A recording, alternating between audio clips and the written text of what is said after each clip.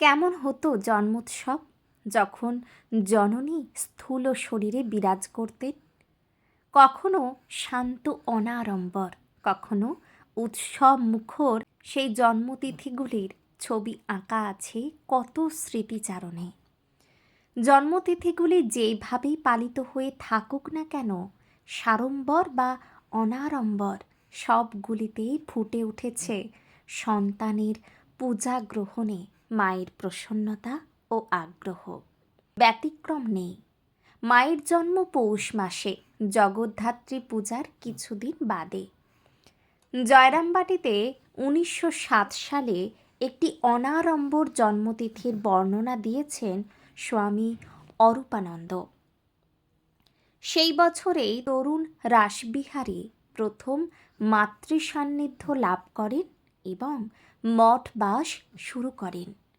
পৌষ মাসে ঘাটালে বন্যাত্রাণের কাজ শেষ করে তিনি কিছুদিন জয়রামবাটিতে থাকেন। মায়ের জন্মতিথির 2-4 দিন আগে তাঁর ভক্ত সন্তান প্রবোধচন্দ্র জয়রামবাটিতে এসেছিলেন। আগের দিন 3 মামাদের হাতে 5 টাকা দেন, পরদিন ঠাকুরকে বিশেষ ভোগ দেওয়ার জন্য। জন্মদিনে কি হবে ভক্তরা জানতে চাইলে মা বলেছিলেন, আমি একখানা নতুন কাপড় পরব, ঠাকুরকে একটু মিষ্টান্নাদি করে ভোগ দেওয়া হবে, আমি প্রসাদ পাবো, এই আর কি।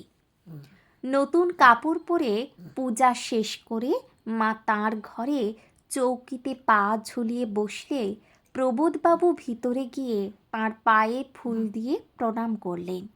নবাগত রাসবিহারী বারান্দায় দাঁড়িয়ে দেখলেন। মা ডেকে বললেন, কই তুমি দেবে না? নাও, এই ফুল নাও। রাসবিহারী মায়ের পায়ে ফুল দিয়ে প্রণাম করলেন। যেচে প্রণাম নিলেন মা অবুধ সন্তানের কল্যাণার্থে। জয় মা, আমাদের সত্য জননী মা শারদামণি।